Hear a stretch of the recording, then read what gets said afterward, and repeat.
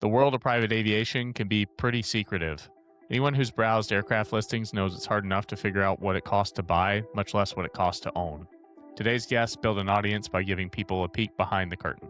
$700 an hour in fuel and $500 an hour in deferred maintenance. If you want to own a PC-12, here's how much it's going to cost you. Those tweets started going bananas. Multiple billionaires, multiple 100 millionaires. I'm not going to say I have the most valuable audience on Twitter, but it's got to be up there. Preston is the founder of Prestige Aircraft Finance, author of the Private Jet Insider newsletter, and co-host of the VIP Seat podcast, where he discusses the inner workings and the business behind private aviation. I think that people have a hard time wrapping their minds around how big NetJets is. NetJets is twice as big as the next closest competitor. We talk about what it really costs to fly private. I have a friend from Twitter who's worth $100 million. He pays himself $10 million a year, and he cannot figure out why anybody would fly private. What people commonly get wrong. One of the biggest misconceptions is that you can cash flow an airplane by chartering it. And how to justify the expense. Some people try and associate $1 per hour. My time's not worth $10,000 an hour.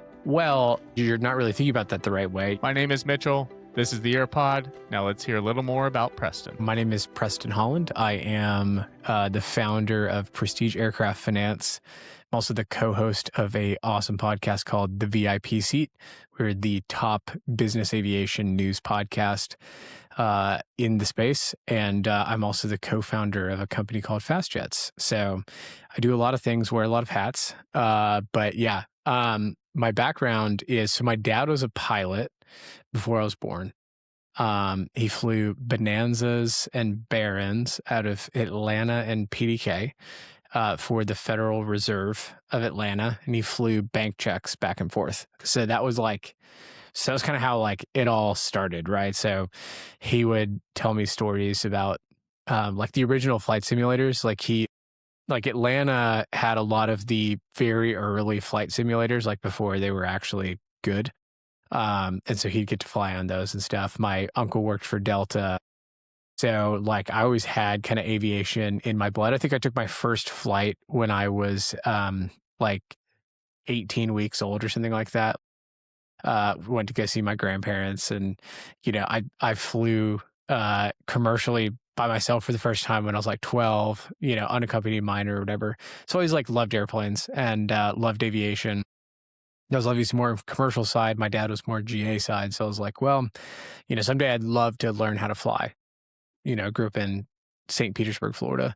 And I was like, all right, I'm going to learn how to fly. It's going to be awesome. Like my dad and I can fly together. It'll be great. And then 2008 happened. My parents were in real estate. So, you know, affording to fly was not really in the cards. So I went to college, kind of like, I had kind of sidelined the dream of like getting my pilot's license and like getting into aviation. And then I was doing, it was funny. Like I was working for a company called 101 Mobility. I was the, you know, general manager for a franchise territory.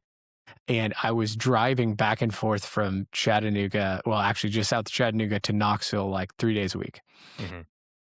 It was over off like Perimeter Park, like right off 140, right? You're a Knoxville guy.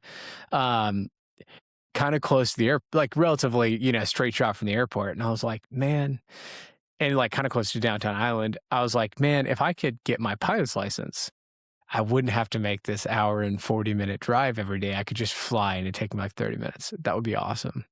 And about that time, a guy that I knew was buying an aviation company and was like, hey, I need some help, you know, working on this. And I was like, I don't really know anything about aviation. I don't know anything about the media space, but it sounds like fun. And so I'd, you know, be interested in helping. I've always, you know, dreamed about flying and stuff.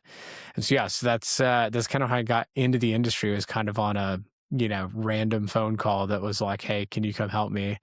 And I, you know, kind of dove in, ran multiple aspects of that business, really kind of got engaged in the community, went to my first Oshkosh, which was a lot of fun. And then, about a year and a half ago, decided that it was time for me to kind of start my own thing. So, very entrepreneurial. And so I started Prestige Aircraft Finance. And around the same time, my friend and I were kind of talking about this side project, Fast Jets. And so we came out of stealth on that in December this past year. So yeah, that's the Very cool. probably longer than you asked for background No, version. it's all good. Yeah, it's funny when I talk to people doing this. People are either on one end of the spectrum where their family, they're like third, fourth generation aviator, and all their family were airline pilots or whatever, or they just kind of tripped into it somehow. And it sounds like you're kind of in the middle where you had the history, but just kind of stumbled into a career in it. So that's cool. Yeah, exactly. Yeah, it was like, I was like admired from afar. Grew up relatively close to PIE Hmm. airport. And so, so I was, always kind of admired from afar, but I was familiar with general aviation, but I wasn't like in it, if that makes sense. So I wasn't like, oh yeah, my grandpa, used to fly fighters in World War II and stuff like that. Yeah.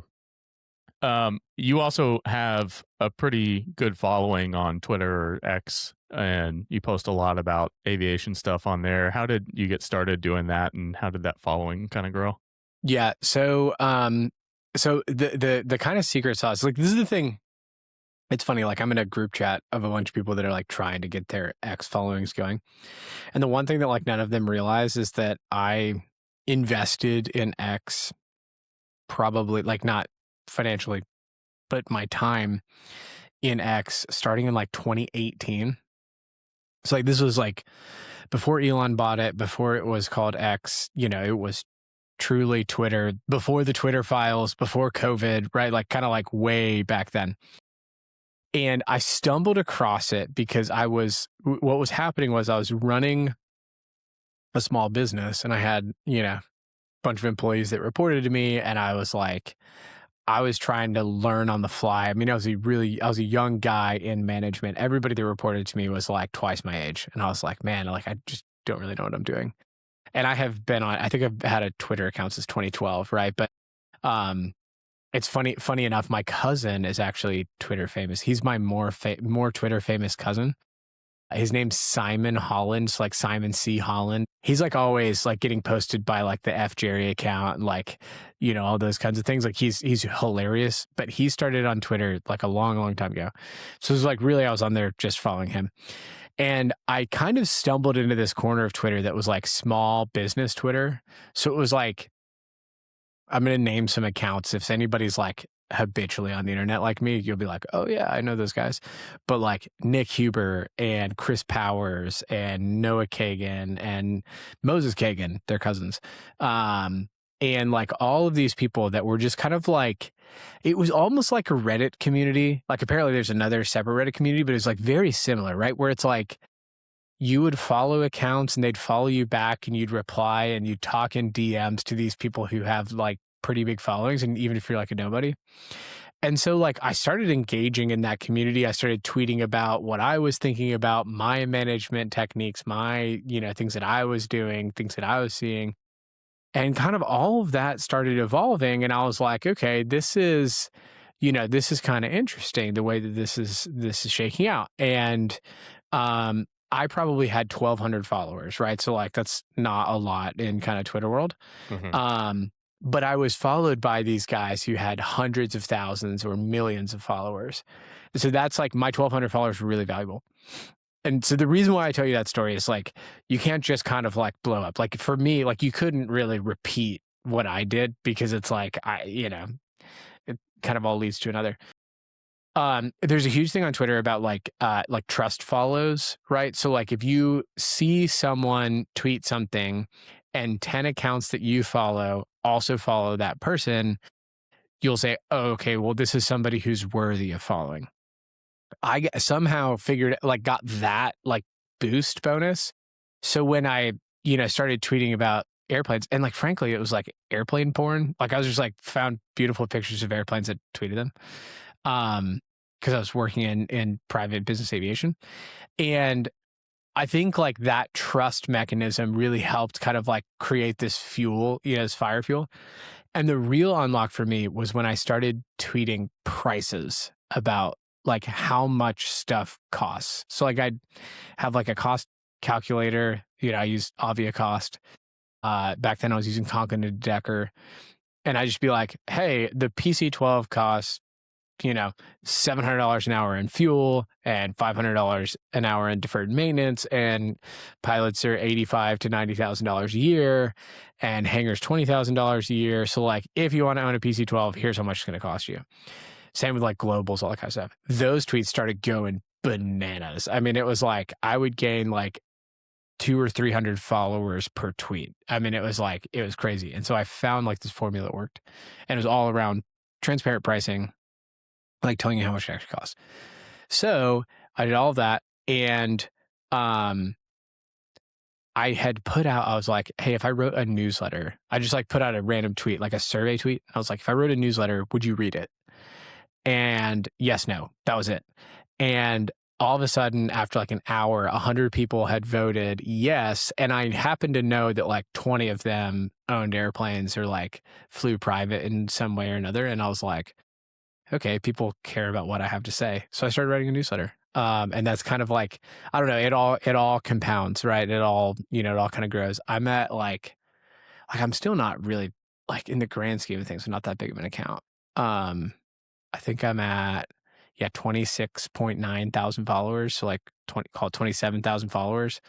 That's like not that big. When you think about like, I don't know, Bill Gurley has like 4 million followers, right? That's a big account. Like I'm kind of, I'm still a small account.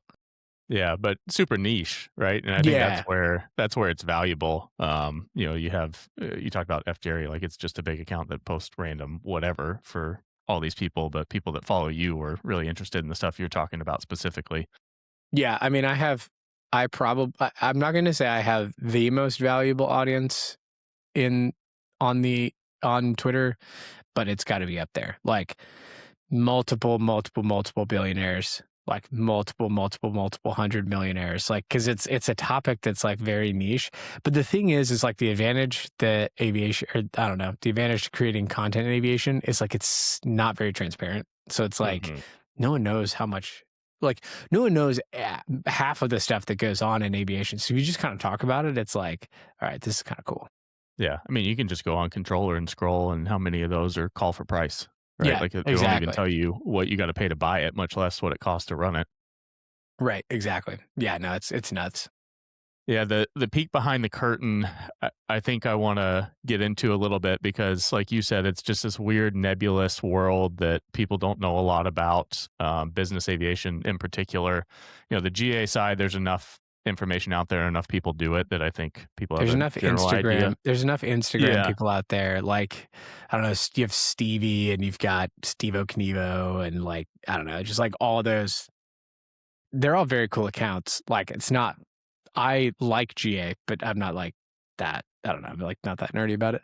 But yeah, in as far as like BizAv goes, like it's mostly. Can we cuss on this show? It's mostly bullshit. So it's mostly bullshit. Yeah. And the rise of, the TikTok world, and now I guess it's getting more into YouTube too, but these people that just go out and spout whatever. We'll get into that later. And I have like a myths section I want you to bust, because I know you've done it on your show too. I think some of them are pretty funny. So we'll get into that later. No, that's great. On the business side of aviation, for business owners to justify getting into private aviation, when does it make sense for them to start to look at, like, I need either to charter, I need jet card, I need a fractional, or I need to buy my own aircraft? Yeah. You did a great job like framing it up. Let me take one step back before we talk about like the modes of private aviation, and let's talk about like what the need is for private aviation. Hey, real quick, before we dive into that, I'm on the road to 1,000 subscribers. So if you listen to the Aerpod on YouTube, Apple, or Spotify, if you can just drop a subscribe, that helps me out a ton. Now let's get back to Preston. And general aviation is private aviation, especially like Cirrus has created this like very interesting kind of like, right. It's like they're kind of the bridge into, I don't know, I'll call it like my world, which is the stuff that I talk about, versus like GA world, right? Like Cirrus like lives right there on the fringe. But let me take like a half step back and talk about like, there's two types of private flyers. Okay. You have like, this is going to accelerate and improve my business. And then you have, I have made money and therefore private aviation is the top thing on my list, right? Of things to do. So those are two, like the economics are very different in those two groups of people. It's funny, I was talking to a guy over the weekend who called me and he was like, hey, look, I'm a, defense tech contractor. Like I'm trying to go, I need to travel a little bit for work, but mostly I hate flying to Martha's Vineyard with my kids on commercial. Like it sucks and driving sucks. And so I want to fly private. I don't know what I'm doing. So like, I think the first question that you have to ask yourself is private aviation going to create a multiplying effect on my business? It's interesting. I'm working on an article right now. I'll kind of like tease it for your audience. I'm working on a long form article because I haven't been writing long form enough and, kind of slacking on that. But it's basically talking about how AI is going to create this giant wave of users, right, of private aviation, not only from like the efficiency gains that we're going to get, but also from like all the millionaires and 100 millionaires that these companies are going to create when they go public. Like crypto 2.0. Yeah, exactly. But these people are like less, I don't know, dungeon, they're less like dungeon creatures, right? Not everybody in crypto is dungeon creepers, but it's, it skews that way. So I think that so that's kind of my thesis. But I also think that AI is going to unlock a lot of efficiencies for business owners to free up profits and therefore allow for them to use private aviation to increase, their efficiency in their business. So when you're thinking about using it for business, let's like talk about that persona first. When you're thinking about using it for business, you have to ask yourself, is being from point A to point B going to create like a multiplying effect on my business? Or is there a way in which I can have multiple client visits in a day in multiple geographies that I would not be able to do any other way? Some people try and associate like $1 per hour and they're like, oh yeah, my time is worth this much per hour. And it's like, you're never going to be able to justify it in that way. If you're like, oh, well, I'm going to fly for 2 hours and I'm going to spend $10,000 an hour. So $20,000, my time's not worth $10,000 an hour. Well, you're not really thinking about that the right way. You're really trading 2 hours for 12 or 16 or 18 hours of travel and, hotel and being tired and, are you on your A game the next day and like all those kinds of things. But you have to have an in-person function. Like e-commerce founders, frankly, unless you're doing US-based supply chain, it doesn't really make sense for e-commerce founders to fly private, right? Like it's prohibitively expensive to fly to Asia privately, to go see your suppliers, right? And everything else can be done on a Zoom call. It's really impactful for manufacturing. It's really impactful for supply chain. Anybody kind of in the physical goods economy, private aviation is a huge unlock. For people in finance, like finance is typically like a very, large driver. And when I talk about finance, I talk about like finance and real estate because like I have a friend client who lives in Texas and has a private airplane, and they found out about a deal that was going on that they wanted. They had underwritten it. It was priced well. They were going to make a move on it. And it was an old guy. And he said, hey, look, whoever gets here first gets it.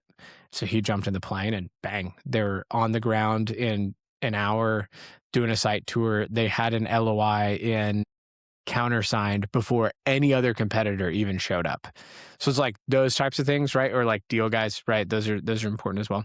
So like the physical goods economy, kind of the financial services economy. And then like if you think about like high level executive people doing biz dev, like road shows, or you want to do company tours, or franchise owners is really, really large with franchise owners, right? You have places, locations in disparate locations. Like that's the other piece, right? Is the other piece too. You live in Knoxville, I live in Chattanooga. It's a giant pain to go anywhere but Dallas, New York, like maybe a handful of places. But if you and I wanted to go to Columbus, Ohio, because I've done that trip, it's awful. Like you have to connect through Atlanta, go back up, and then come back down. Whereas in private aviation, it's like less than an hour away. Those are the big unlocks. And Columbus, Ohio is like not even a good example. Like it would be like Toledo, Ohio. Okay, like even more of a pain in the butt to get to. I mean, take even you a like whole day. Nashville. Yeah. Until recently, I guess Southwest is doing direct from Knoxville now, but before they came in, it was like, okay, for me to go to the airport, fly to Atlanta, and then fly to Nashville, I can drive there quicker, even with the traffic. Yeah, exactly. Yeah. And you're like, okay, well, that was so it's like, so it has this unlock and this compounding effect. So that is with the kind of like first framework, right? Is this going to significantly compound my business? And if the answer is no, it doesn't mean that you shouldn't fly private. It just means your hurdle is a little bit higher from a financial standpoint, like, because it's totally going to be post-tax money. But if you're talking about using pre-tax money, right, like depreciation, write-offs, whatever, pre-tax money, then you should, you should definitely consider it. What does that actually look like from a financial standpoint, right? So like, how much do I need to be making before I, start flying private? So I ran a survey from my newsletter audience. And then I also, like, part of my business is I get to look at people's financial statements while they are buying an airplane. So like, I know how much they're making.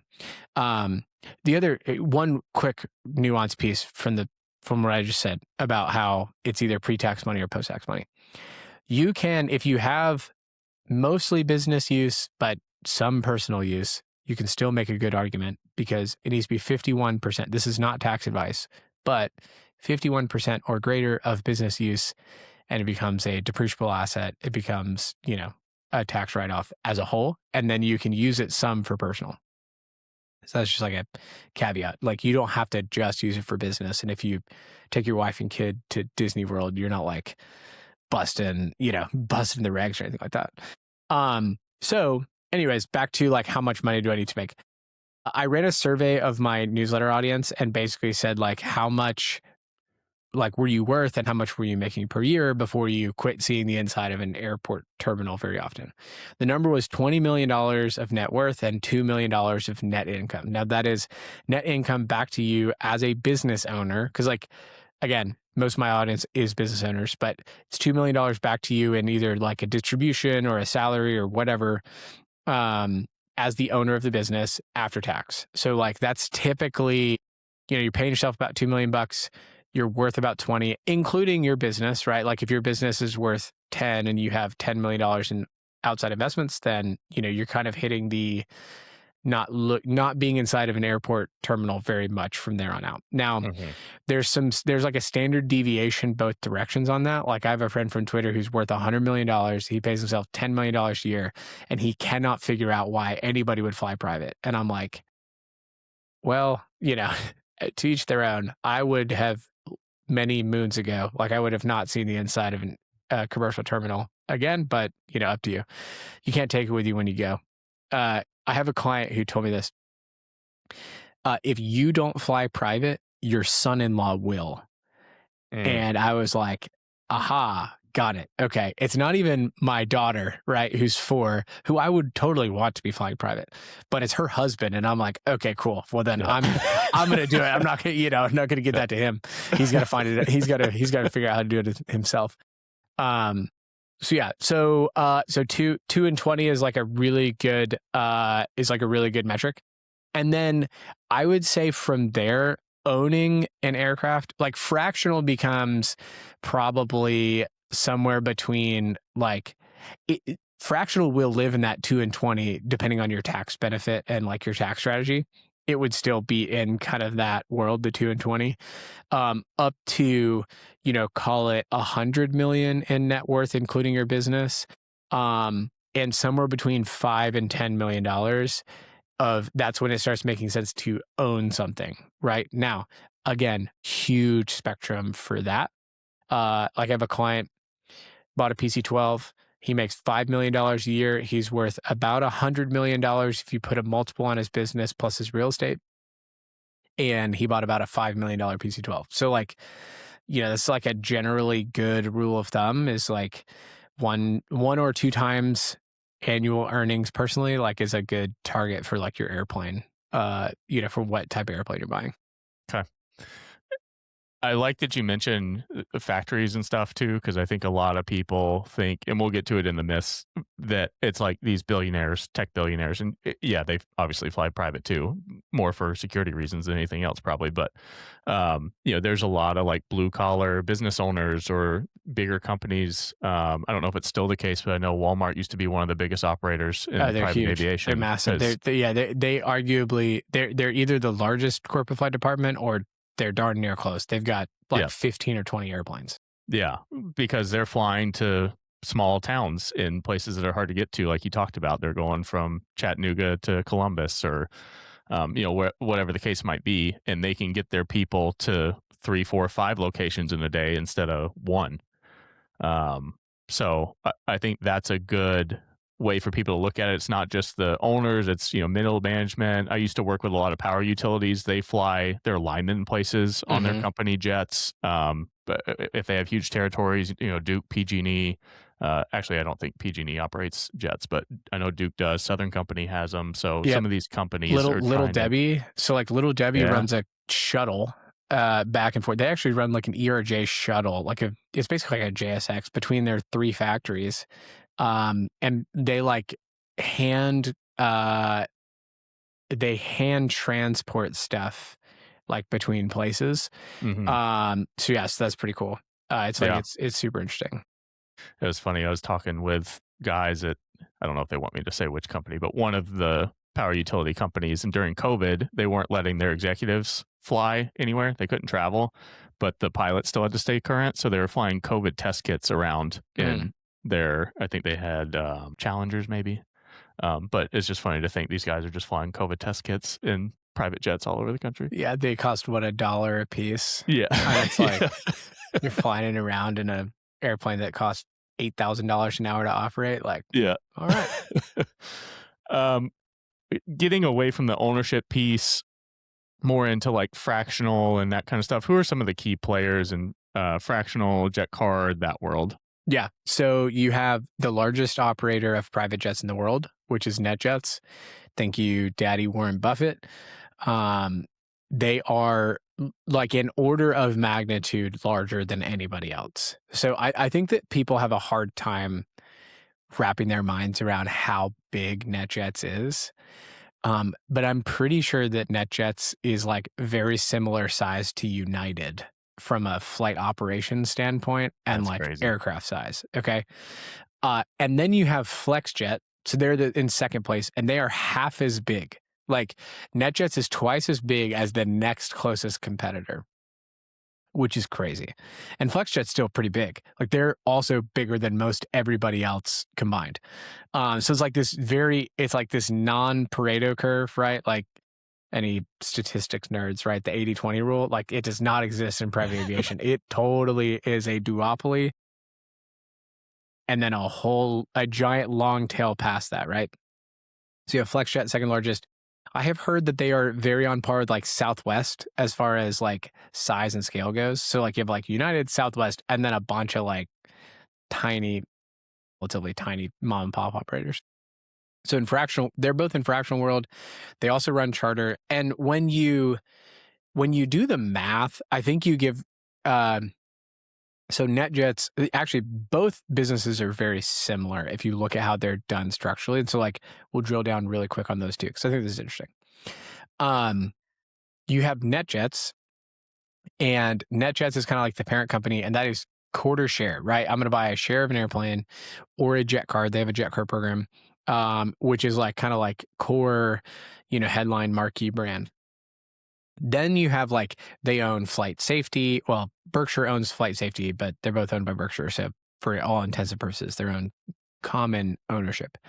Flight safety to do the training for their pilots. They own some MROs, a few MROs out there. They own executive jet management, which is their like managed fleet charter arm, which is massive. I mean, like NetJets is huge. EJM is also huge, like as far as, management goes. So it's management charter. Like and FlexJet has parallels. You can draw a one-to-one parallel. FlexJet has Corporate Wings, which is their management charter arm. They also have FlexJet. They have they bought a training company a couple years ago. I'm trying to remember which one. It's out of Florida. I don't know if you can remember. I don't know. It's escaping me. I talked about this in my article that I wrote. I wrote a big article about Ken Rickey. And I compared the two businesses, basically saying that look, there's a lot of commonalities here, in what you can see. So EJM and Corporate Wings. Then you have Simcom. That's what it was. So FlexJet owns Simcom, flight safety. They have aircraft sales. So they're just these massive multi-vertical businesses. So those are kind of the big two players. From there, kind of stepping down, you have AirShare, who's a days-based model, Phenom 300s and Challenger 3500s.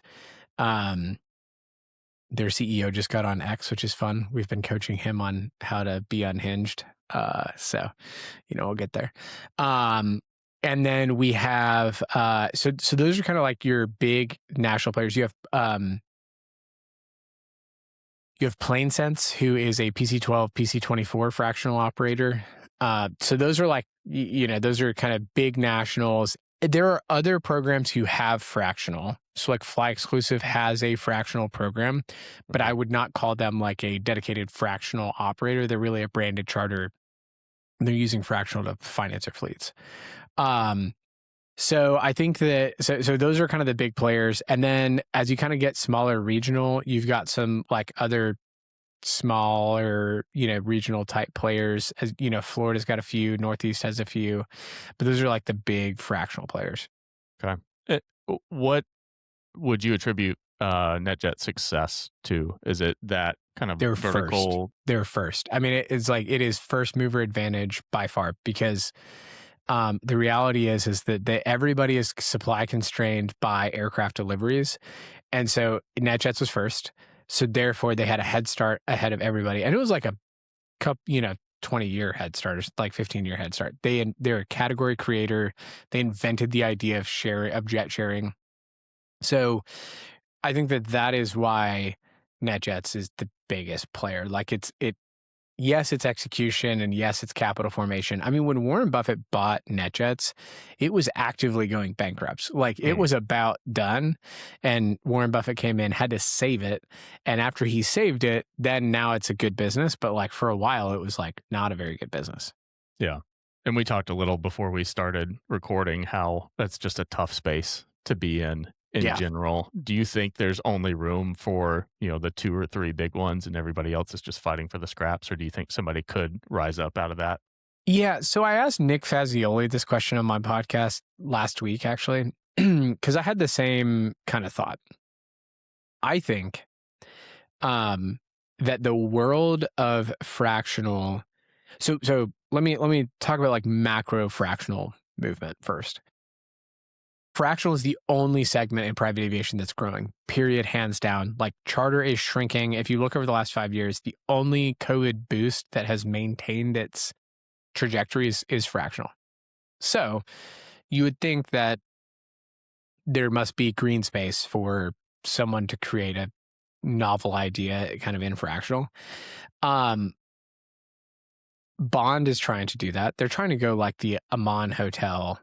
If FlexJet is the Four Seasons and NetJets is I don't know, the Ritz, then Bond is trying to be the Amman. It's just stupid high end, very exclusive, no charter activity on it. I think that there is some green space in charter, but I think that the reality is in order to benefit from the network effect from fractional, you have to have 30 or 40 airplanes. Mm-hmm. AirShare, to a certain extent, has done it, and they've got 27, 28, something like that.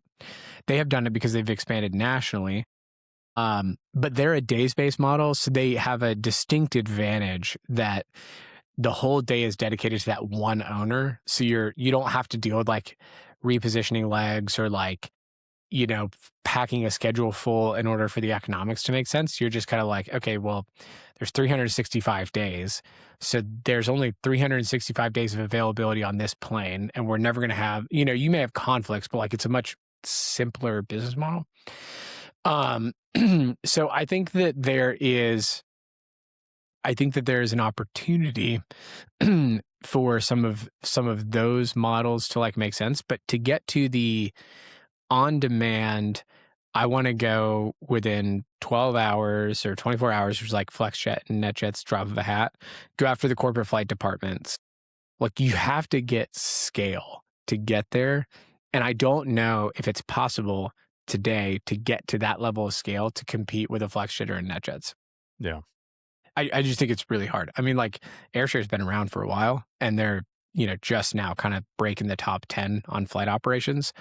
It's easier to build a branded charter, like from a capital formation and like getting out there, right? Because like you're open for business today and it's like anybody can book, right? Like that's different. Fractional, like you have to sell 8 shares of your airplane and then move to the next one and then sell 8 shares of that. And so the scaling up and then to get the network effect where it's like, I've got a guy in New York and I've got a guy in California and they both need to fly like within 12 hours of each other. Like that is operationally very challenging. Ideally, you'd have like one airplane up in the Northeast and one in the West and they'd swap and, that kind of stuff. Craft Charter is doing some interesting stuff in the fractional space. They are kind of pseudo hybrid fractional charter where they are fractionalizing their airplanes using an interesting 721 exchange fund.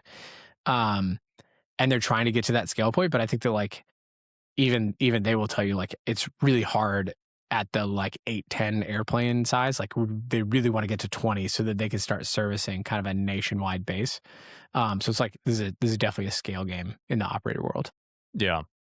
What do you think about the operators? You mentioned the one that has PC-12s and PC-24s. What do you think about the ones that specialize in one type of aircraft versus the ones that try to have a variety? Yeah, I think so like it's the Southwest model, right? Like it's like, hey, we're going to have no diversification. I think that like if you look at the way that fleets are like composition of fleets and NetJets and FlexJet have so much scale that really they're a bunch of micro businesses. Like there's a micro Praetor business, there's a micro Phenom business, and there's a micro Challenger business inside of FlexJet. So I would say like throw those out. Like don't even try and compare. Move down the stack. I think the wheels up move has proven that you have to get to unified fleet in order to make money because they had like a very wide dispersion of fleet and it was just operationally very complex. You look at a company like Jetlinks, who it's all managed airplanes, right? Like they don't actually own any of the aircraft on their own balance sheets. And I think that like I think that they have challenges because it's like you only hire 3 pilots for that one aircraft. If you have one aircraft type in your fleet, you can hire, and you have 10 airplanes, you can hire 25 pilots and they can all fly every airplane. If you have 10 different fleet types and you have one airplane, you still have to staff it. You still have to have 3 pilots, to run a heavy charter operation. So you have to have 3 pilots for that one airplane. But it just becomes much more operationally intensive in order to do so. So I think that like, I think that you have to, if you're going to scale a fleet for charter operation or for fractional operation, you have to narrow down on a make model. And it gets you buying power, it gets you MRO power, it gets you like a lot of scale advantages that if you have one of everything that you'll just never achieve. And it just makes it really hard. Yeah. Are you seeing more companies, like larger companies that maybe could staff and support an internal flight department going towards a fractional just because it's easier to deal with? Yes. So depending on who you there's a couple of brokers out there that basically like have run a lot of analysis on kind of I called it the fleet of fractional. There's a couple of reasons for that. So if you remember Jetgate, right, which was like during 2008, all the car manufacturers like flew all their executives to DC on the private jets and they got a lot of flack for it. What ended up happening was they all kind of made this pejorative move of like, we're selling the planes for, austerity measures and like we're going to really cut costs. And then the secret is that they all bought giant fractional shares and ended up spending like 30% more on private travel than they would have had they kept the airplanes, which is like really ironic, right? So I think that like if you think about like what are corporate flight departments, like what is I think like if you think one step back, like what's important to corporate flight departments, and this is totally just like my opinion, my observation based off of a lot of conversations with flight departments and with people who serve the flight departments. I don't do as much with flight departments, so this is totally like a macro perspective, not like super drilled down. But if you look at like what is actually important to executive travel, why do companies have corporate flight departments, right? Which is like, I'm going to buy a couple of airplanes, I'm going to staff it out, all of that kind of stuff. It's, I need to go now, right? If you need to go within 3 hours, right? Like if it's like, I need to go right now, go to the airport, go, there's no other option. You cannot have fractional in that situation. If you have a little bit more flexibility, 12, 18-hour callouts, and these fractional companies will come in and they'll sell them on 18-hour callouts and like all this kind of stuff. It becomes very tempting for CFOs and for, all these decision makers in these companies to go, oh yeah, well, we should just move to fractional because we have, a couple $1 million worth of personnel overhead. We've got the hangar, we've got, all this kind of stuff. So they'll move to fractional. And then what they realize is that like airplanes break, like new airplanes break, old airplanes break, airplanes break. And the experience might be a little bit more clunky than what you originally set out for and what you originally thought it would be. And so there's actually been a slight move back to corporate flight departments. Like there's a couple, remain nameless, but there's a couple of groups that went full fractional and are all like, we're going to go buy an airplane because like this is not as great as we thought. And they will use fractional for supplemental lift. And supplemental lift is, well, we have 6 executives needing to go 6 places and we have 3 airplanes. Well, what do you do in that scenario? That's where kind of supplemental lift comes in. So I think like there's room for both in most flight departments. I think it's like totally a job of like advisors and planning to like figure out what that mix looks like. But I think that like, I don't think that the corporate flight department is going away, but we've had 4 shut down in the last 12 months. I mean, International Paper, Verizon, trying to think of there's been a couple of others that have just like totally shut down. There is a train, one of the train companies had their corporate flight department shut down. I'm not going to say which one because I am going to get it wrong if I try and name it. I'm trying to remember who it was, but we had a large railroad corporate flight department shut down in the last like 6 months. Sure. And they're all going fractional, or there's consolidation and like there's, stuff out there. But I think that is still, I think a corporate flight department is still a really viable option for those companies that need like on demand. What's an interesting company that I didn't realize had a corporate flight department? Buckled Jeans.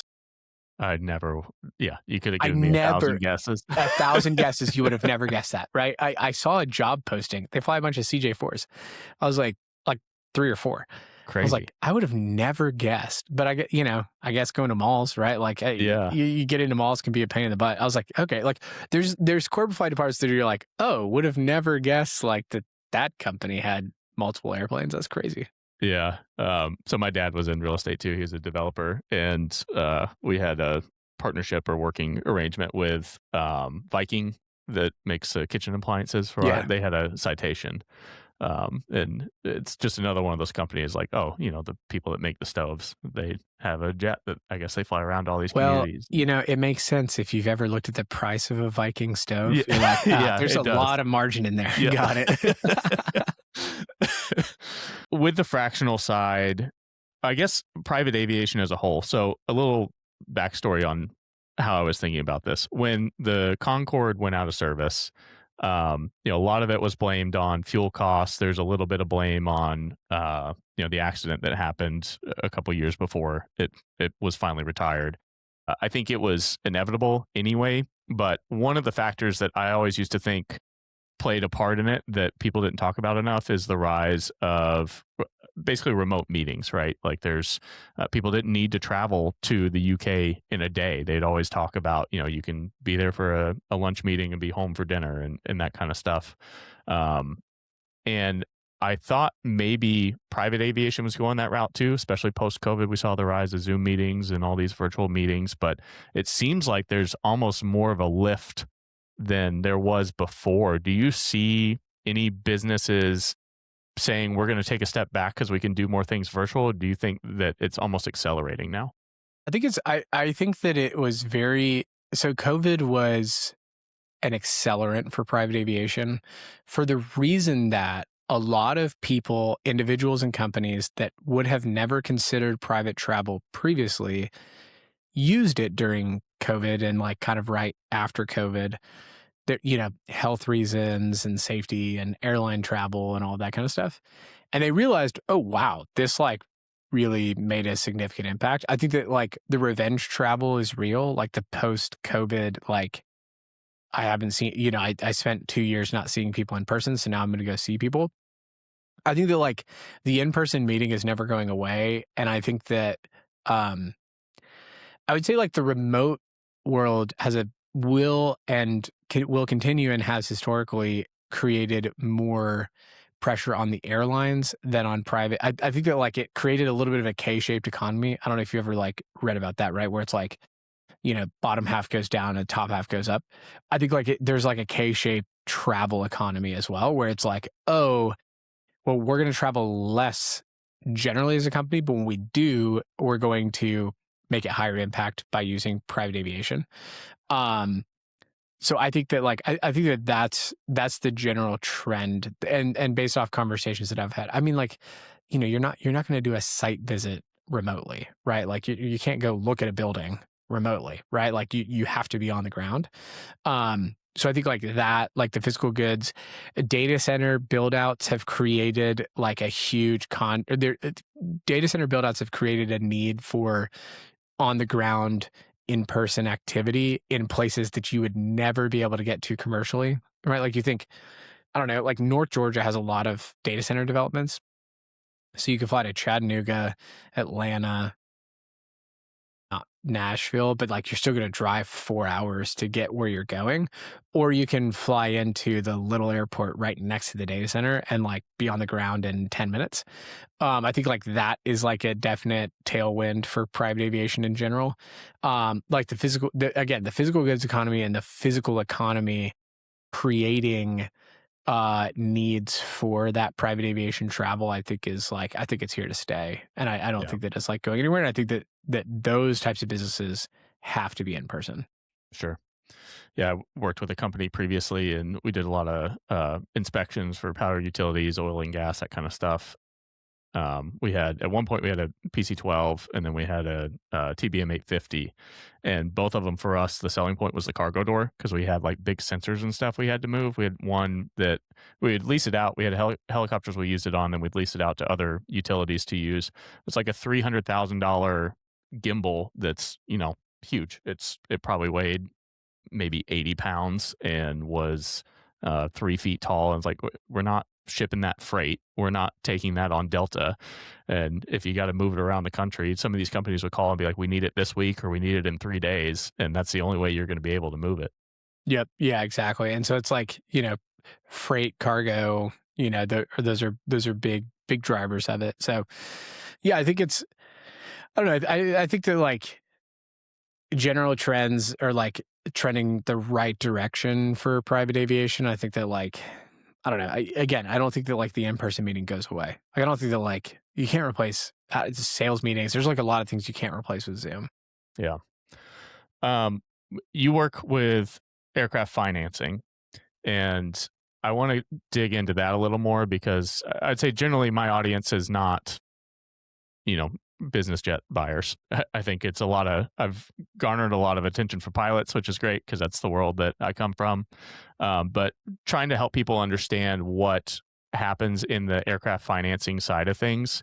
It's not like I'm going to get a mortgage for my house or I'm going to get a loan for my car. Can you talk about how that's different with the aircraft side? Yeah, for sure. So it is more like a mortgage than a car. And if you think about the type of information you have to provide to be able to afford a home, that's a lot of the information that you have to provide. So I'll start with like structuring. Okay. So like that is going to be a key decider. So you think about like, I'm a pilot, I work for Delta, make, $500,000 a year flying wide bodies, and I love GA. So like, let's like take that person, for example. You're owning it personally. So it kind of gets treated like, are you able to afford the airplane payment, right? Like at the end of the day, you have to be able to demonstrate that you can afford this, because it's not like a home where it's a essential critical. It's a luxury, right? So it's like above and beyond what you would normally, spend money on. And so, the supporting documentation that you need there is like W-2s, tax returns, pay stubs, bank statements. How much money do you have? How much cash do you have? How much do you make per month? Is it ongoing? Things like that. And so, the key driver, if you're going to buy something personally, is your debt to income ratio. You typically want that to be 40% or less. And how do you calculate the debt to income ratio?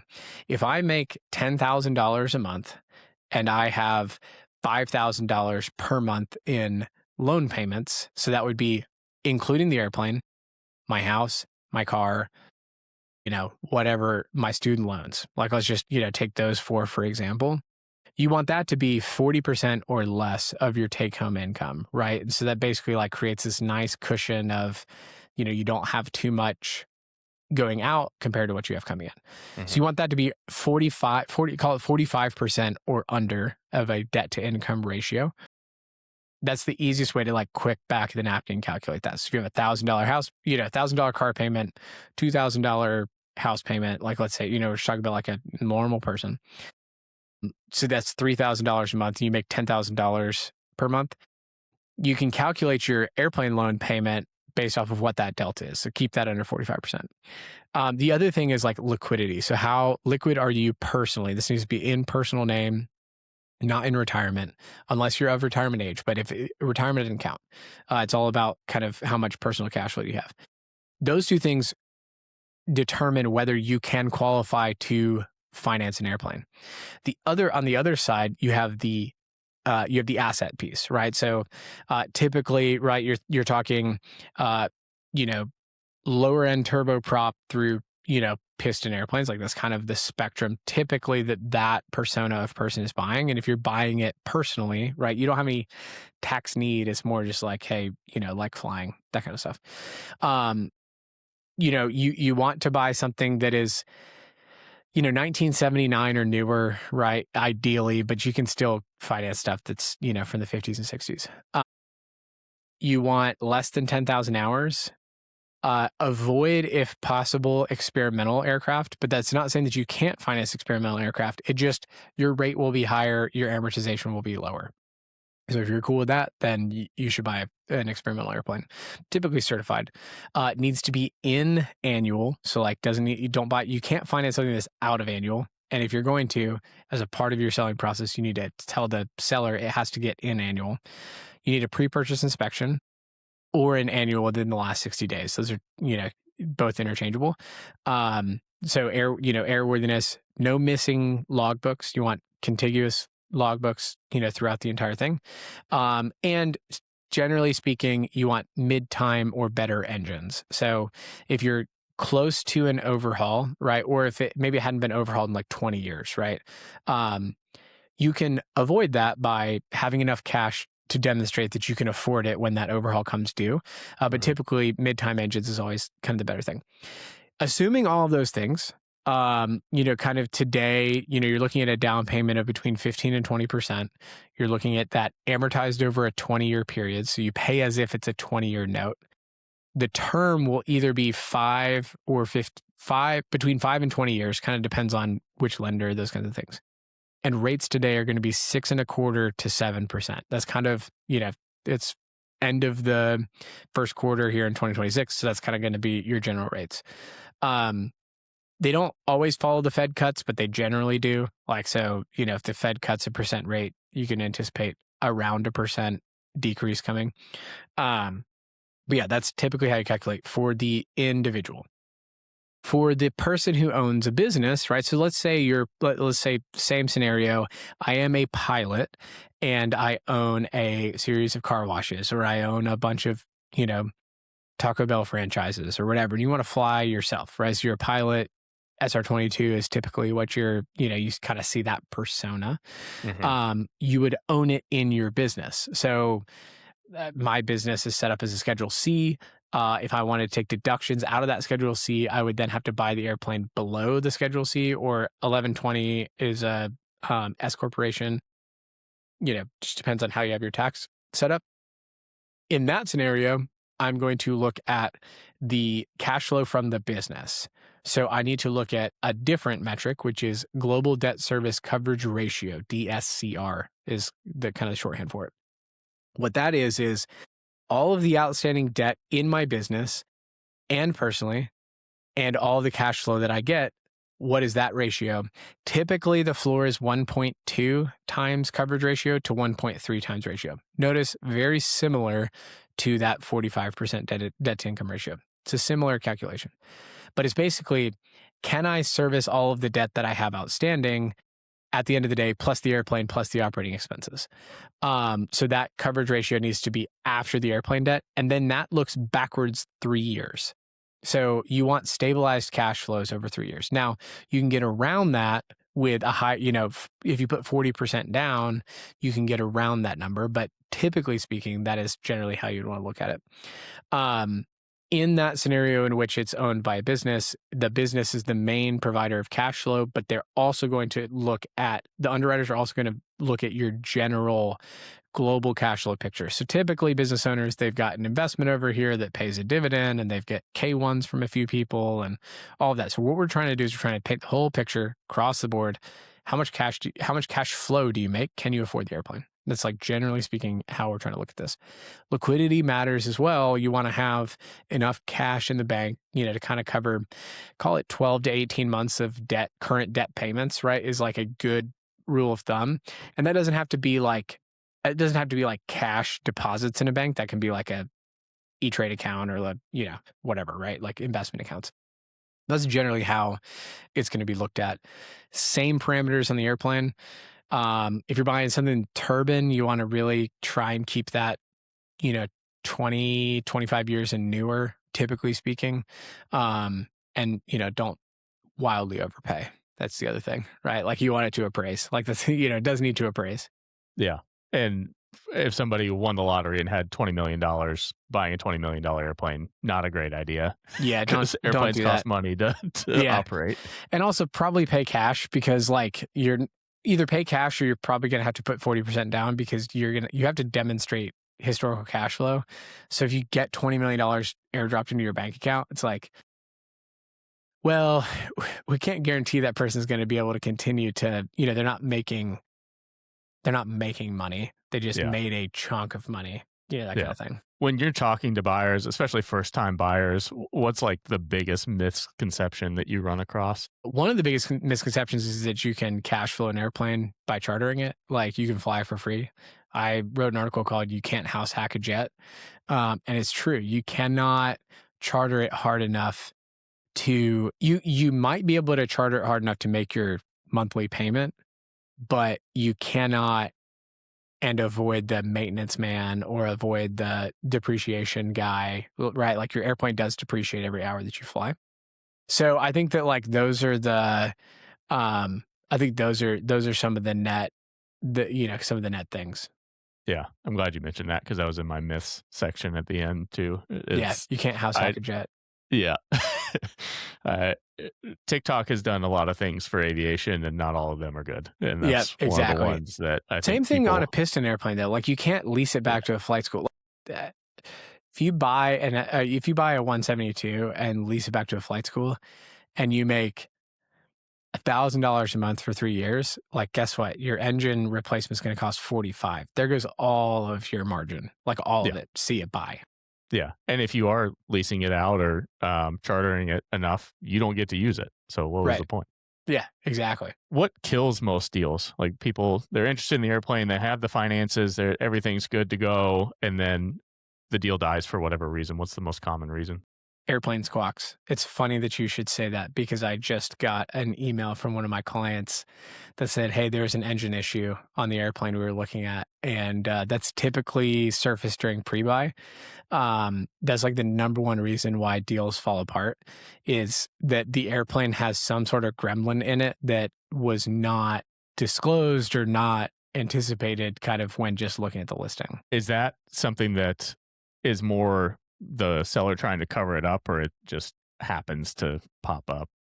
Sometimes the seller tries to cover it up by not disclosing and are waiting for you to find out like if there's a problem with it. Other times it's like they may have had no clue that it had this like blaring issue, and maybe they don't want to fix it. And the buyer wants, an airplane that's like going to be delivered in airworthy condition, and the seller doesn't want to fix it. They don't want to come up with the cash and like fix the issue.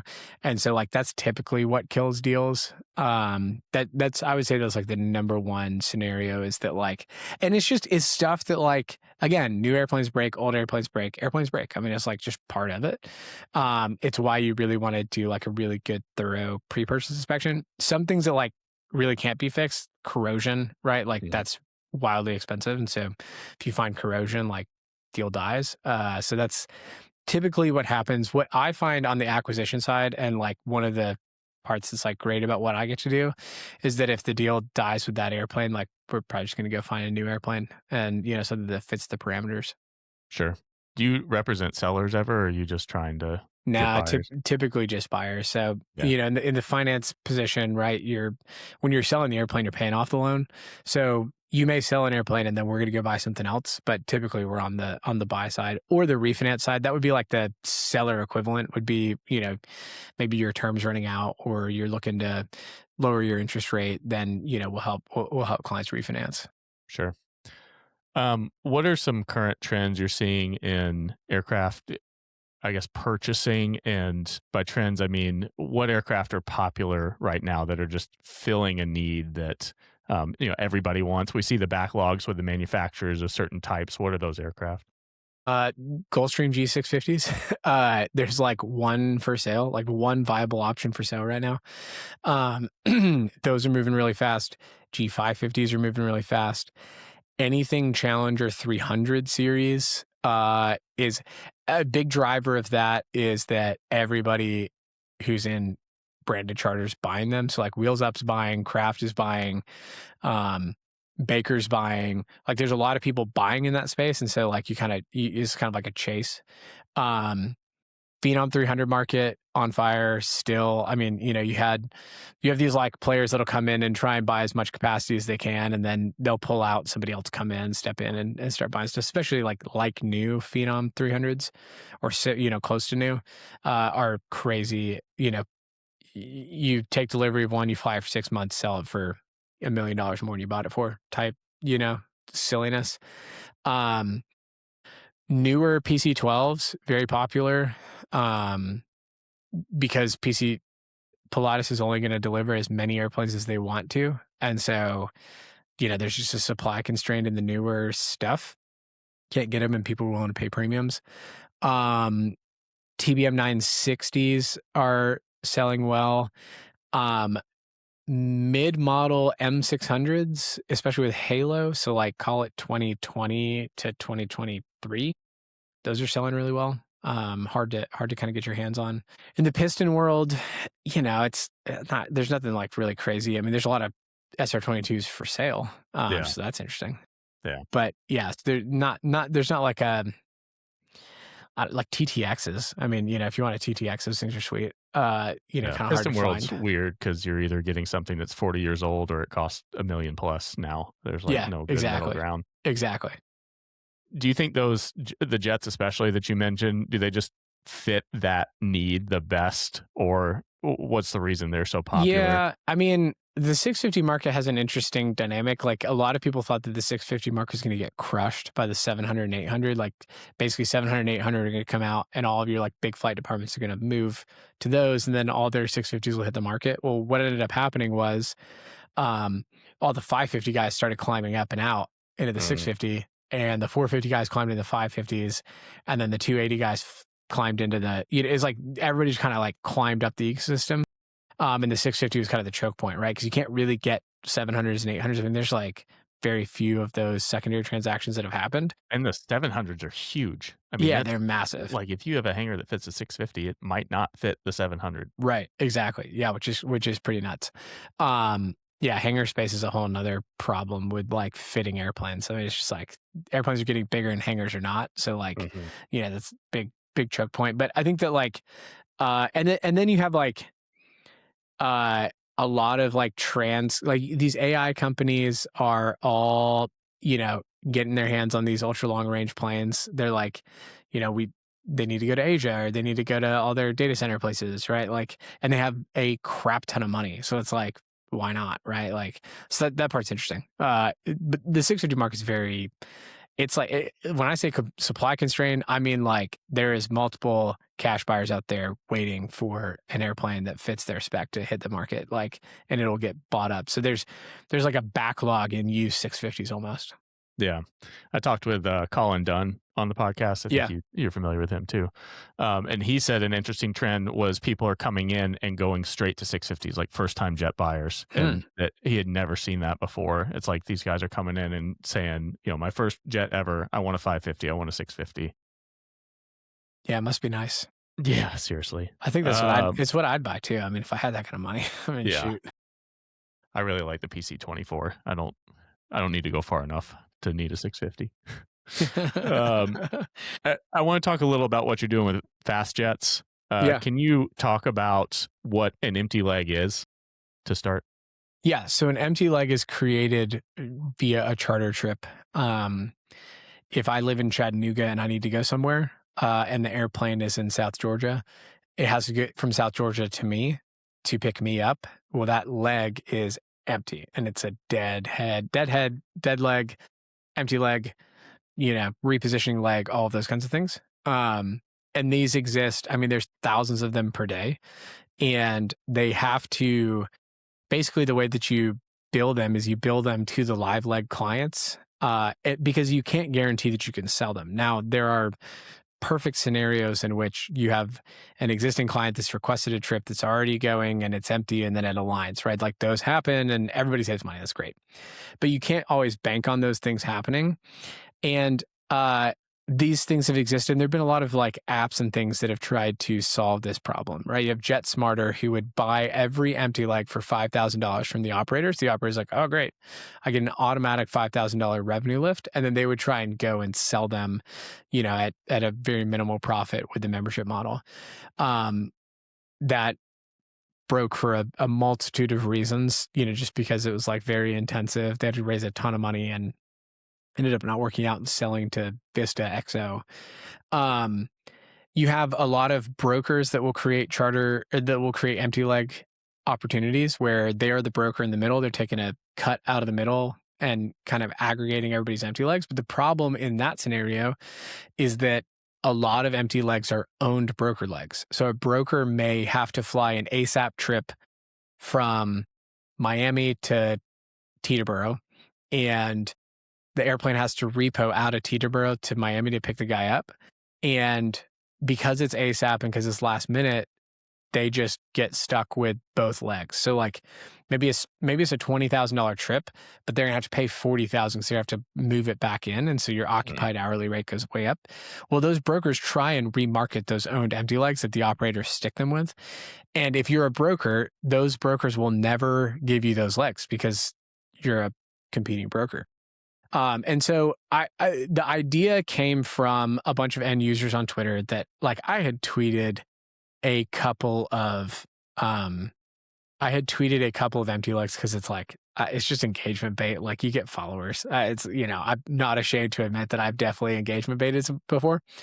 And I would just I'd be in these Facebook groups and I'd be like, wow, this is just like wildly inefficient. So like I'd tweet like, hey, here's a crazy empty leg from Dallas to Aspen that's like, 10 grand. That's a great deal. I found this in a Facebook group. We're like, what? Like, that's crazy. That's like so inefficient. And so a couple of people who are existing flyers, they're, $250,000 flyers and up, would send me DMs and be like, hey, we love empty legs. Like, we know how much this should cost. And so we're always hunting empty legs. But the problem is like, we don't have like a clearinghouse for these. Like, we're not exactly sure, like, any of these platforms, how it works and all, it's very opaque, and the flights never actually go. And it's like kind of frustrating. And, so we like go to the 4 operators that we know if we have a trip coming up and all this kind of stuff. But like, we would take a leg if we knew about it. Like, I talked to one guy, he booked $35,000 G4SP from Jackson Hole to New York City on a credit card, because he was like, yeah, I know that I would normally pay 50 for that, so I'll take it. Right? His broker called him, was like, hey, I have this empty leg, and he was like, cool, run it. So we were like, okay, well, that's interesting. It's an interesting idea. But I also said, like, okay, well, here's all the other 1,000 ways that these platforms just don't work. And so I started talking to some operators, and I was like, so my co-host on the VIP seat, she was a former operator. I talked to a few different operators, and I was like, look, like, what's the problem here? Like, why have none of these platforms ever succeeded? And so they started kind of walking us through a lot of the pain points that operators have. And basically what it boiled down to is every platform that had gone out to market had gone consumer first and operator last. Like, it was like consumer first, platform second, operator last. And it created like all these like friction points and pain points for the operators. And so we're like, okay, well, what if we just kind of like pushed the transaction off onto the operator? And it was like, okay, like, that's interesting. Like, we should, is their payment rails, their contracts, like, we don't actually get in the middle of the transaction.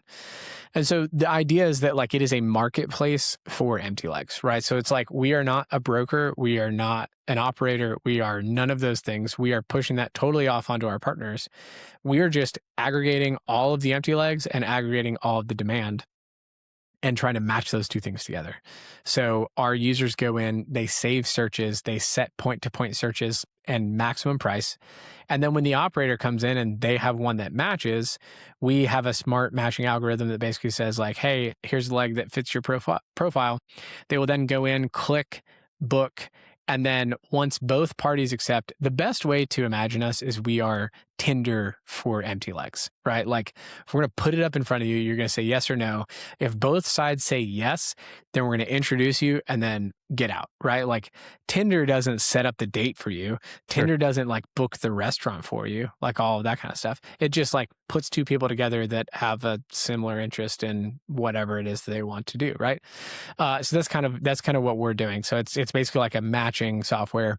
There's a subscription on the user side and then a small take rate on the operator side if it sells. So it's totally free to list, totally free to put your empty legs on there. We integrate with existing technologies that allow for us to pull it as close to the schedule as possible, so we have the most real-time data. And that's it. Like, it's your customer. Like, we're not involved in the transaction. Like, we're not doing any shady business in between. And I think for operators, it eliminates the accounts receivable cycle. It eliminates the friction points, the KYC pieces, all of that. And so we've kind of created this ability to match those two groups together. And it's really cool. I mean, we just crossed 2,000 users. We have over 1,000 saved searches in the platform. So that we think is like really the secret sauce. And then, from there we can kind of track mass migration data. And there's a lot of really interesting stuff that we can build, off the back of that. Yeah. Well, first of all, congrats on the user count. Thanks. That's awesome to start out. When your users are going on there, are they saying, I have to go to Teterboro from Miami or whatever, and I'm just looking for a cheaper way to do it? Or are they basically like, I'm looking for a cheaper way to do it. If I can't find it, I'm going to charter anyway? Or are they more like spontaneous, like, hey, if there's a good deal, I'm going to take a trip somewhere? Both. It's typically like, hey, if there's a good deal, I'd take a trip, right? So like, you think of like a big use case is Dallas to Aspen, right? Like, oh, I would go to my vacation house for anything less than 15 grand anytime, right? Like, I would be willing to go. Like, that's a big use case for us. And that's really what we're trying to, really focus on.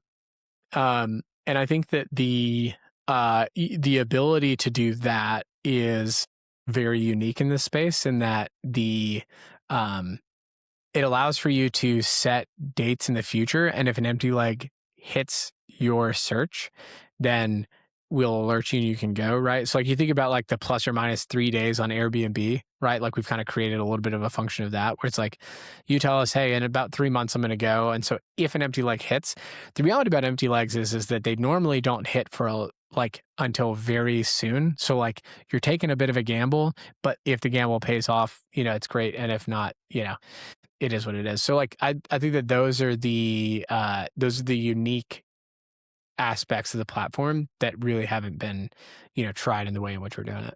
Yeah, that's very cool. Yeah, I've seen some of the other ones you talked about where it really just seemed like from the people that have used it, a big frustration. Like you said, they'd get a trip, quote unquote, confirmed, and then it wouldn't go for whatever reason. Or, yeah, so it sounds like a pretty good problem to solve there. Which look, empty legs cancel a lot. I mean, they just do. Like if the other trip cancels, then you get canceled. Like you just have to be willing to accept that.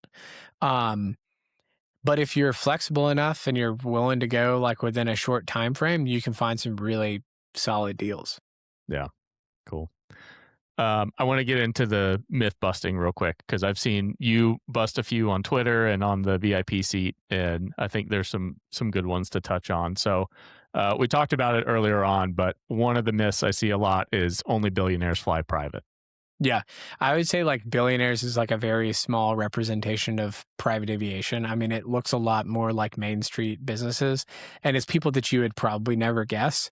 And it's also, you don't have to fly like Elon Musk, 400 hours a year for it to, there's like plenty of people who will fly 20 hours per year flying private. Like there's a huge ecosystem of people who fly private.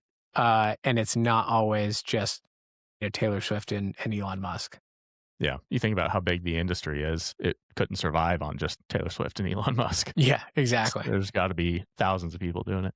Yeah, exactly. Can you make $10,000 per aircraft detailing job? 10,000, it would be a perfect scenario. 100,000, absolutely not. I mean, like I saw like, okay, a $10,000 aircraft bill means someone got violently ill on the aircraft. Like that's a very expensive deep clean. The reality is like it's significantly less than that. The guy is just a rage baiter and it drives me a little bit nuts. Dude, when he started getting popular on Twitter, I got 4 DMs from very serious people being like, hey, I'm thinking about starting an airplane detailing company. And I was like, where the hell is all this coming from? Like, why is everybody so interested in creating an aircraft detailing company? And then somebody sent me his post and I was like, oh, okay, got it. This guy's telling everybody you can make $10 million a year detailing aircraft. And it's like, first of all, like you have to think about how many private jets come in and out of your local airport. Like, that's problem number one. Probably not a lot, right? Miami, New York, Texas, like those are your chances. And also like you can't charge that much. Like it's a competitive market. There's a lot of people who have aircraft detailing companies out there. Yeah. Yeah. Somebody calls you and you say, oh, my rush fee is whatever he says it is, $20,000 or something. You're going to get laughed at on the phone. Yeah. These people are rich. They're not stupid. Like, they got rich because they're not stupid. Yeah. We talked about charter hacking or house hacking your jet a little bit, but just to drive the point home, you cannot pay off your private jet by chartering it out. Correct. 95% of the time. There is like there's edge cases where it's like you bought it really well or you've had it for a long time or whatever, where like the math kind of pencils. Generically speaking, even if you're cash flowing, the depreciation, like, okay, if you bought a plane for 10 million and you sell it for 5 million, you still lost $5 million. Like that $5 million didn't just like, it wasn't fake. It's not accounting loss. It's like real loss. So even if you're cash flowing $1 million a year over 5 years, there goes all your profit, right? Plus all of your costs that you had, right? Like it's just like, the math is so skinny and it's one hiccup away. I mean, dude, I had a client who had a potable water valve on the outside of their airplane. This is the little screw hose. When you want fresh water in your airplane, they screw the hose to the outside of it. It was $45,000 for the part, not labor, Oh. just the part. And it's like the size of a sheet of paper. Like airplanes are really freaking expensive. So like the minute that something goes wrong and you have to pocket it, it's like it just becomes super, super challenging. Yeah. And I always try to tell people you're not paying for the part, you're paying for the certification or the STC. It's like, how much does a Starlink cost? $300 or something? How Right. much does a Starlink for a jet cost? Like 300,000. Yeah. Yeah. Right. 300,000. It's literally 1,000 times more expensive. And it's $10,000 a month for the unlimited plan. Yeah. I hate that they speed limited the Yeah, that was brutal. Starlinks now. That was Yeah. brutal. I talked to the guy who like brought Starlink to airplanes, and I was like, bro, you've pissed off a lot of people. And he was like, I know, but it's a great product. I was like, yeah, it's a great product. But like these like Bonanza guys aren't like just rolling in it. Like, Yeah. hitting them with $1,000 a month bill is just painful. Like, I don't Yeah. care who you are. We did some surveillance work out of a 206, and we could mount it in the back window of the 206 and live stream out our video feed, which was great, but we couldn't justify it at that price. That's crazy. Yeah, no kidding. This one is for my friend that I'm going to send this to afterwards. He is notorious. He owns a few car dealerships, and he's notorious for searching up old, cheap aircraft and thinking it's a great idea to buy them. One time it was like a Lear 23 with no engines on it. Yeah. One time it was a $600,000 Gulfstream 2 with no hush kit. So can you talk about why buying cheap old aircraft is a terrible idea? Yeah. So, first of all, I like to stay alive. Like, that is just the reality of it. And when you get and technology has evolved in such a way that it keeps you very safe, but the old technology really puts you at risk. I mean, there's just a genuine risk there. Let's talk about hush kits. If you don't have the hush kit, you can't land at like 40% of airports in the United States.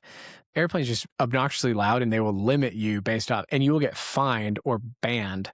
Like, I knew of a guy getting banned from Van Nuys because of his 23A not having hush kits on it, and they literally said, if you bring your airplane back here, we will impound it. We got fined in the TBM 850 leaving out of, I think it was John Wayne. It was like 5 minutes before their noise curfew or whatever. Yep, got a fine in the mail. Yep, they will get you. So I think that like as you think about those things, parts availability is basically impossible to find on any of those airplanes. So the minute something breaks, it may never fly again. So there goes your $600,000 like instantly. Pilot availability, you can't find pilots for these things. Like, one of my favorites was like somebody sent me a Astra. It's like a Astra SP, whatever. They were like, "This is a Gulfstream 100." I was like, "Yeah, it's an Astra." Like, let's be honest. And the reality is like the pool of pilots for Astras, there was like 6 in the region, like in the Southeast. There's like 6 or 8 dudes that are typed in that airplane.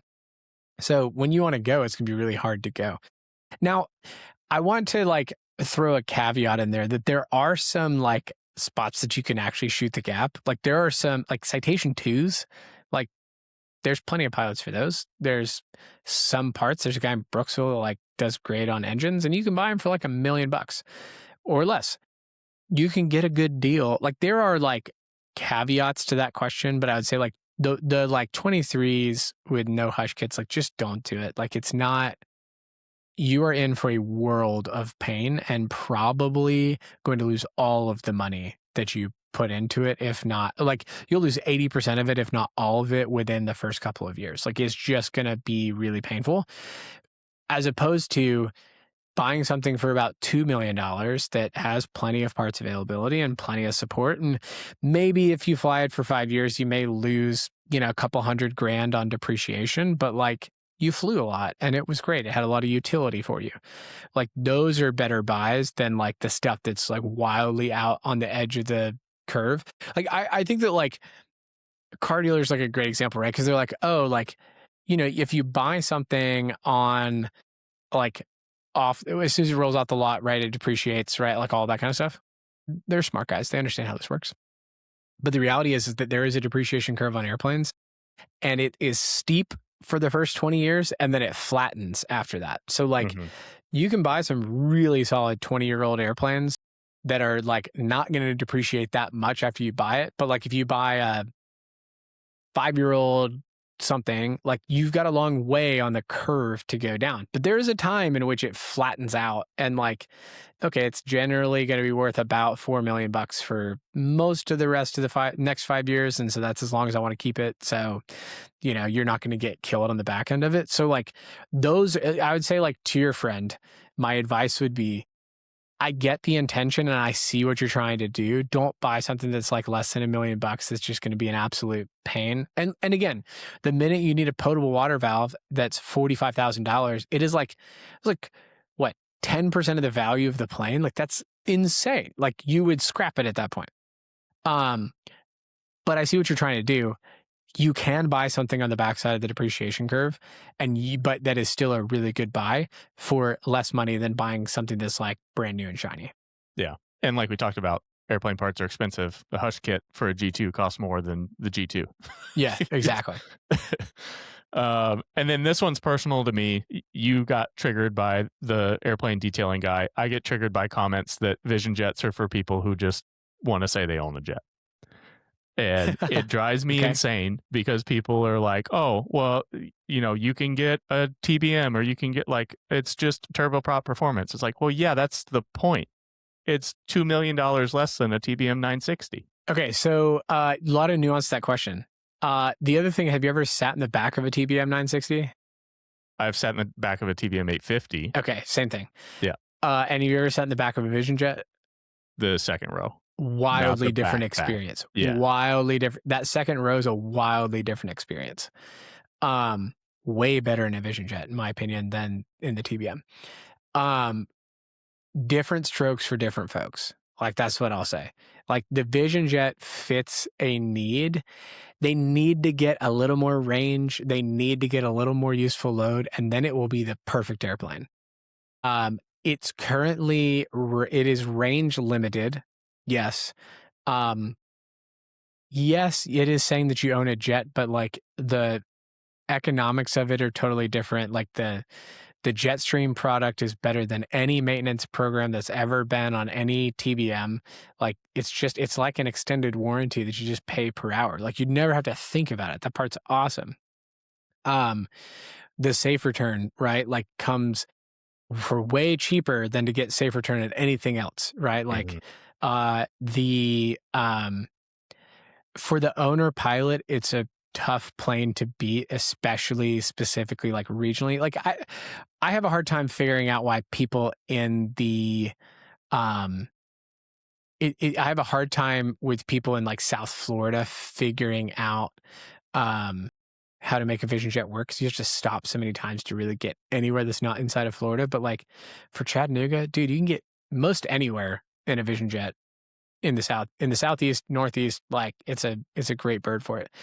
I think like the argument on the jet, like while it's funny, it like makes me laugh.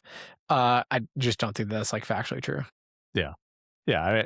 To me, it's like, okay, I'm buying a car. Am I gonna argue over whether I have a hybrid or a V8 or no, I care about the car, like being it. What does the car do? Does the car go, 300 miles? Does it have 300 miles of range? Does it seat all 6 people I want to seat? Like, I don't care what the engine is.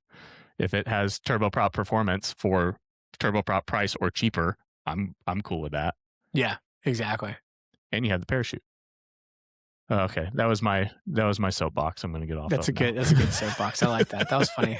Final thing to wrap up. So career opportunities.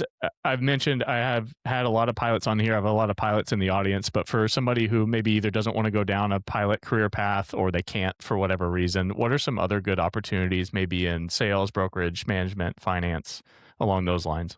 Yeah, I mean, there's a whole world of aviation in which your pilot experience creates a wedge for you. So you think about like, I always think about like these activities or experiences, like how do I multiply the impact and effect on it?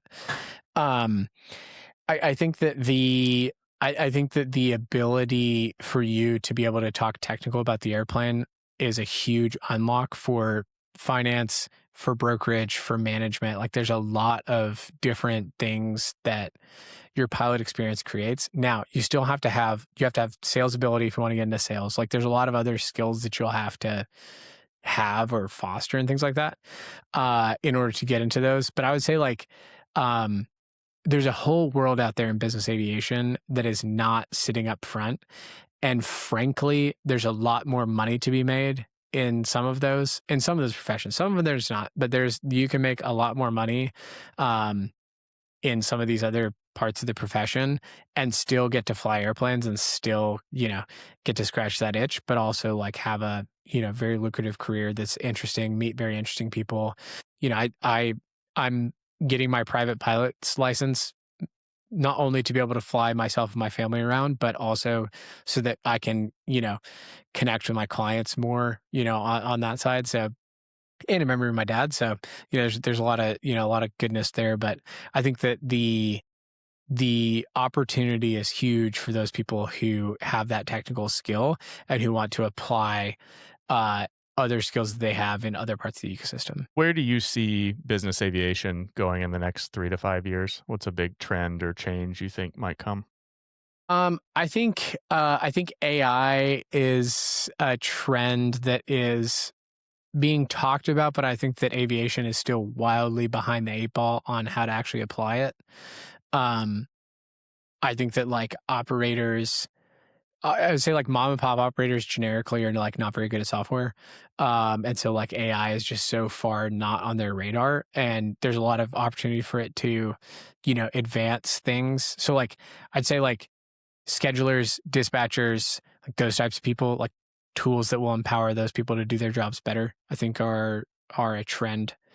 I think that I think over the next 5 years, you're going to see there's a ton of aging out in this industry, right? There's like so much tribal knowledge that happens with these like older people, and they're all kind of getting really close to retirement age. The silver tsunami, right, in aviation, I think hasn't worked or hasn't happened as much in aviation as it has kind of in other industries. So I'd say that like that is a huge opportunity, especially for people like you said, right, that are trying to get into it. Like there's going to be a lot of upward mobility for those types of folks that are looking for, kind of taking over the next step in their career. So I'd say like that's another trend. Yeah, I'd say like those are the two big ones that I see. Cool. And then finally, where can people find you and any of your stuff that you're doing? Yeah, so my newsletter is at prestonholland.com. Pretty easy to remember. I just changed my Twitter handle actually, so I don't know that one off the top. I think it's Preston_Holland now on Twitter. Yeah, Preston_Holland. So they have like a marketplace where you can buy handles, and I used to have like a random one, so I got Preston Holland. Nice. I'm on LinkedIn, pretty active on there. And then if you want to find out more, want to talk aircraft finance, happy to do so. That website is prestigefinance.com. And looking forward to it. Thanks for having me on. Hey, thanks for listening. If you want to hear more from Preston, I highly recommend you listen to the VIP Seat podcast. If you want to hear more from aviation professionals just like Preston, you can subscribe to the Aerpod on YouTube, Apple, and Spotify. I will see you right back here on the Aerpod.